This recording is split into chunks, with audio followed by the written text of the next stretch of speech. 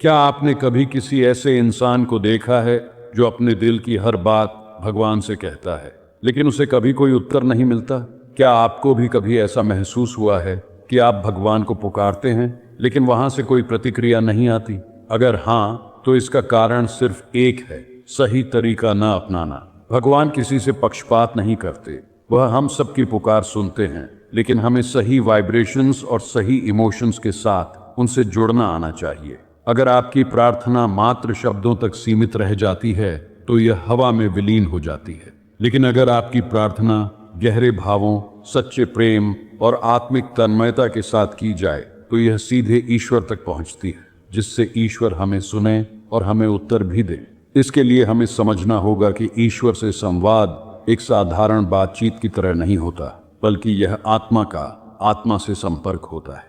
जब हम अपने मन की चंचलता को पूरी तरह शांत कर लेते हैं और अपनी चेतना को उच्चतर स्तर तक ले जाते हैं, तभी हम ईश्वर की आवाज को सुन सकते हैं। ईश्वर से संवाद करने के लिए 3 चीजें अनिवार्य हैं: गहरी ध्यान साधना, हृदय की सच्ची पुकार और ईश्वर के प्रति पूर्ण समर्पण। जब हम ध्यान में गहराई तक उतरते हैं और अपने मन के शोर को बंद कर देते हैं, तब हमारे भीतर एक दिव्य निस्तब्धता उत्पन्न होती है। इसी निस्तब्धता में ईश्वर की आवाज गूंजती है। जब हम किसी से बात करते हैं तो हम चाहते हैं कि वह हमारी बात सुने, हमें समझे और हमारी भावनाओं को महसूस करे। लेकिन क्या आपने कभी सोचा है कि जब आप भगवान से बात करते हैं तो वह आपको सुनते हैं या नहीं? क्या ईश्वर सच में हमारे शब्दों को, हमारी भावनाओं को महसूस कर सकते हैं? और अगर कर सकते हैं तो हमें उनकी ओर से कोई संकेत क्यों नहीं मिलता? असल में ईश्वर से बात करना एक गहरी कला है, और अगर यह कला आपको आ जाए तो आप अपने जीवन में किसी भी चीज को संभव बना सकते हैं। ये सिर्फ प्रार्थना करने की बात नहीं है, बल्कि यह जानने की बात है कि आपकी प्रार्थना कितनी शक्तिशाली है और क्या वह सच में ईश्वर तक पहुंच रही है। अगर आप किसी ऐसे व्यक्ति को फोन करते हैं जिसका नंबर गलत है, तो क्या वह व्यक्ति आपकी बात सुन पाएगा? बिल्कुल नहीं। इसी तरह अगर आप ईश्वर से सही तरीके से संवाद नहीं कर रहे हैं तो आपकी प्रार्थना केवल शब्दों तक सीमित रह जाएगी। वह ब्रह्मांड में खो जाएगी और आपको कोई उत्तर नहीं मिलेगा। लेकिन अब सवाल यह उठता है कि ईश्वर से सही तरीके से संवाद कैसे किया जाए। इस पर बहुत गहरा ज्ञान दिया है। उन्होंने कहा कि ईश्वर से बात करने के लिए आपको अपने अंदर उस विशेष स्पंदन यानी वाइब्रेशन को जागृत करना होगा जो सीधे ब्रह्मांड से जुड़ सके। ये कोई काल्पनिक बात नहीं है, बल्कि विज्ञान भी इसे स्वीकार करता है कि जब हमारी चेतना एक विशिष्ट ऊर्जा स्तर तक पहुंचती है तो हम सूक्ष्म जगत से संपर्क कर सकते हैं। कि जब आप अपने मन को पूरी तरह शांत कर लेते हैं, जब आप बाहरी दुनिया से पूरी तरह कटकर केवल अपने भीतर के ईश्वर पर ध्यान केंद्रित करते हैं, तभी आप उनके उत्तर को महसूस कर सकते हैं।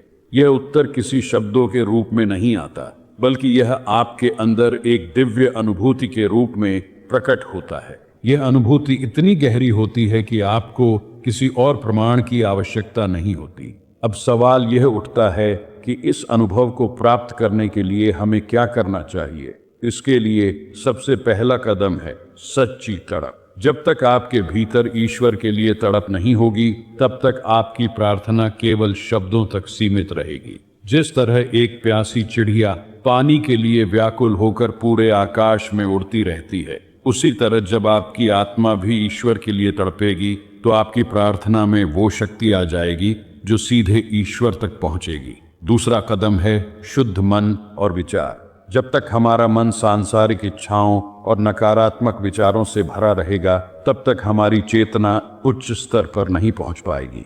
इसलिए सबसे पहले अपने विचारों को पवित्र करना होगा, नकारात्मकता से मुक्त होना होगा। तीसरा कदम है सही ध्यान पद्धति। क्रिया योग को सबसे प्रभावशाली साधना बताया है, जिसके माध्यम से हम अपने भीतर ईश्वर की उपस्थिति को जागृत कर सकते हैं। ये कोई साधारण ध्यान नहीं है, बल्कि ये एक वैज्ञानिक विधि है जो हमारी ऊर्जा को ऊर्ध्वगामी बनाकर हमें उच्चतम चेतना तक पहुंचाती है।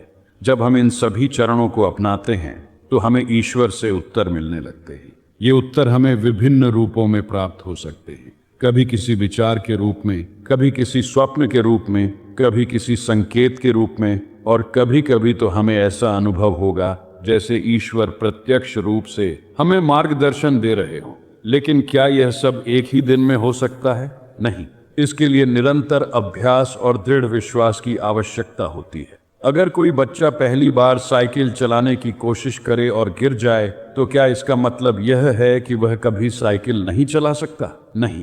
उसे बार बार अभ्यास करना होगा, गिरना होगा, फिर उठना होगा, और अंत में वह साइकिल चलाने में सफल हो जाएगा। ठीक वैसे ही जब हम ईश्वर से बात करने की कला सीखते हैं तो हमें भी बार बार प्रयास करना पड़ता है, धैर्य रखना पड़ता है, और धीरे धीरे हम उस अवस्था में पहुंच जाते हैं जहां हमें ईश्वर की उपस्थिति का स्पष्ट अनुभव होने लगता है। यह सिर्फ कोई धार्मिक क्रिया नहीं है, यह जीवन को पूरी तरह बदलने वाली एक रहस्यमयी विद्या है। अगर आप इसे सही तरीके से सीख जाते हैं तो आपका जीवन कभी पहले जैसा नहीं रहेगा। आपके सारे प्रश्नों के उत्तर मिलने लगेंगे, आपके जीवन में स्पष्टता आ जाएगी और आप उस परम शक्ति से सीधा संबंध स्थापित कर पाएंगे जो पूरे ब्रह्मांड को चला रही है। अब आपके मन में एक और सवाल आ सकता है, क्या इस प्रक्रिया को और आसान बनाया जा सकता है?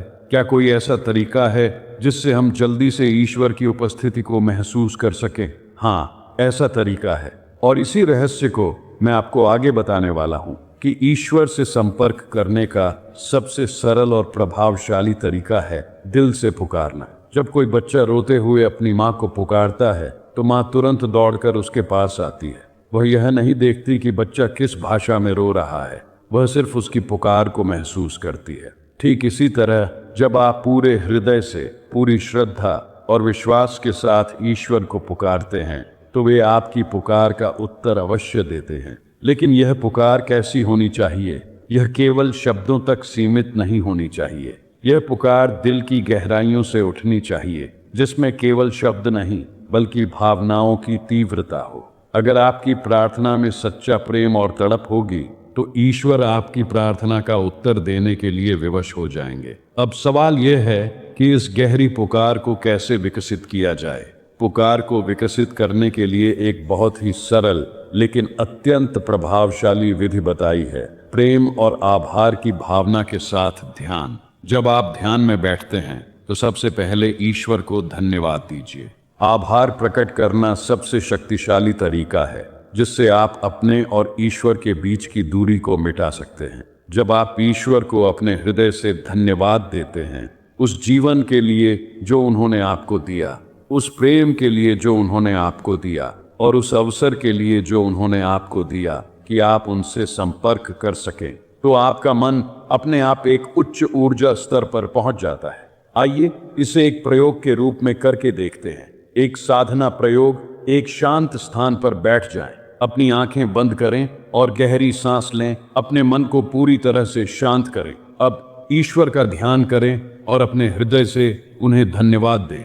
महसूस करें कि ईश्वर आपके ठीक सामने है और वे मुस्कुराकर आपको देख रहे हैं। अब अपने भीतर से यह शब्द दोहराएं, हे प्रभु, मैं आपको अपने हृदय से पुकार रहा हूँ, कृपया मेरी पुकार को सुने। मैं आपको अपने जीवन में अनुभव करना चाहता हूँ। इसे केवल शब्दों के रूप में मत बोलिए, बल्कि इसे पूरी श्रद्धा और प्रेम के साथ महसूस कीजिए। कुछ क्षणों के लिए शांति में रहें और ईश्वर की उपस्थिति को महसूस करने की कोशिश करें। अगर आप इस साधना को प्रतिदिन करेंगे तो धीरे धीरे आपको एक परिवर्तन महसूस होने लगेगा। पहले आपको एक हल्की शांति महसूस होगी, फिर आपको लगेगा कि कोई अदृश्य शक्ति आपकी प्रार्थना को सुन रही है, और फिर एक दिन ऐसा आएगा जब आपको ईश्वर की स्पष्ट उपस्थिति का अनुभव होगा। लेकिन ध्यान रहे, यह कोई त्वरित प्रक्रिया नहीं है, यह एक गहरा विज्ञान है और इसके लिए निरंतरता की आवश्यकता होती है। अगर आप केवल 1 या 2 दिन प्रयास करेंगे और फिर छोड़ देंगे तो यह काम नहीं करेगा। इसे अपने जीवन का एक हिस्सा बनाना होगा। जैसे आप रोज भोजन करते हैं, वैसे ही इसे भी रोज अपनाना होगा। अब यहाँ एक और महत्वपूर्ण सवाल आता है, ईश्वर हमें उत्तर कैसे देते हैं? अगर हम किसी को फोन करते हैं और वह हमारी बात सुनकर जवाब देता है तो हमें पता चल जाता है कि हमारी बात उस तक पहुंची।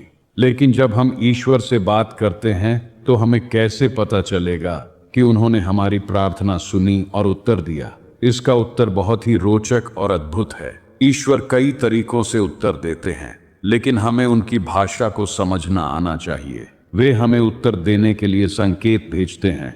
कभी कभी हम किसी प्रश्न का उत्तर खोज रहे होते हैं और अचानक किसी किताब में, किसी प्रवचन में या किसी व्यक्ति के शब्दों में हमें वही उत्तर मिल जाता है। भावनाओं के माध्यम से उत्तर देते हैं। कभी कभी ध्यान करते समय हमें अचानक एक अजीब सी शांति, आनंद और प्रेम की अनुभूति होती है, जो बिना किसी बाहरी कारण के होती है। यह ईश्वर का संकेत होता है कि वे हमें सुन रहे हैं। कभी कभी स्वप्न और अंतर्ज्ञान के माध्यम से उत्तर देते हैं।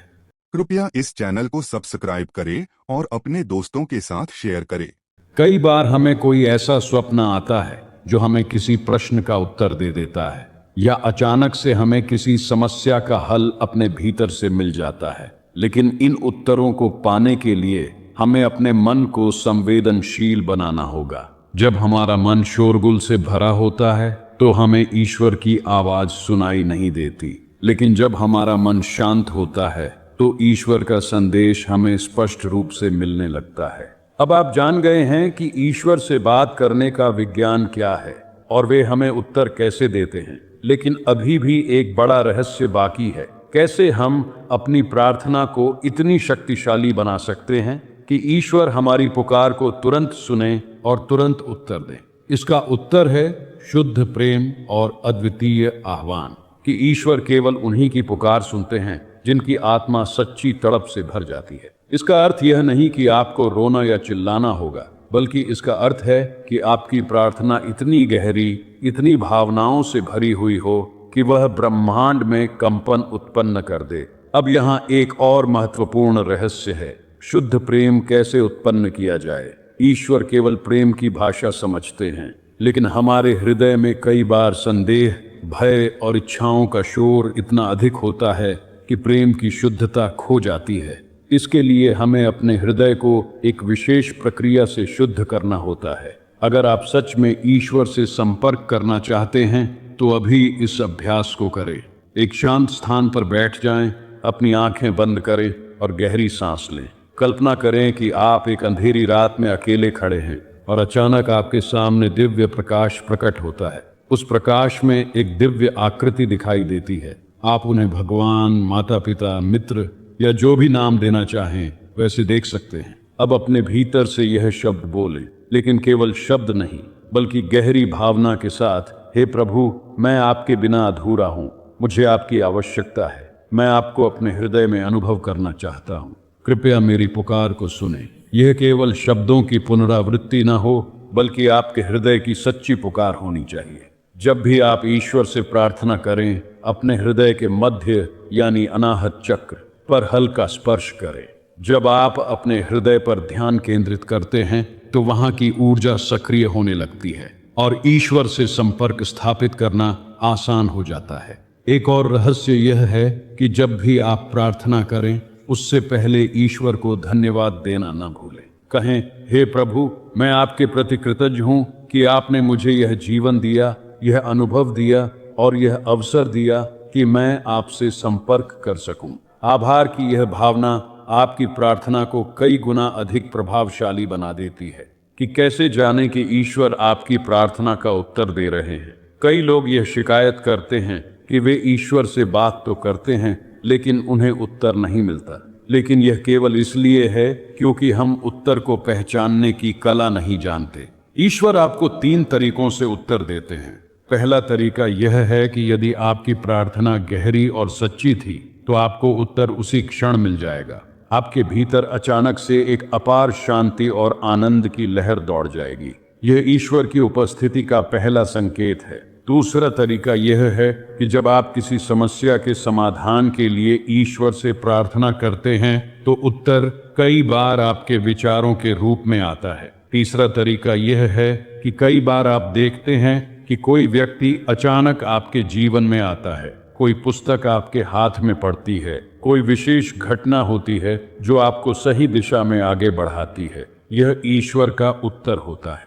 कि यदि कोई व्यक्ति गहरी तड़प के साथ ईश्वर का आह्वान करता है तो वे तुरंत उत्तर देते हैं। वे एक घटना का उल्लेख करते हैं। एक व्यक्ति जो बहुत दिनों से ध्यान कर रहा था, एक रात निराश होकर रो पड़ा। उसने ईश्वर से कहा, प्रभु, अगर आप सच में हैं तो मुझे अभी उत्तर दीजिए। अचानक उसे अपने कमरे में एक हल्की रोशनी दिखाई दी। कुछ क्षणों में उसके भीतर एक अद्भुत प्रेम और आनंद का भाव उमड़ पड़ा। वह अवाक रह गया।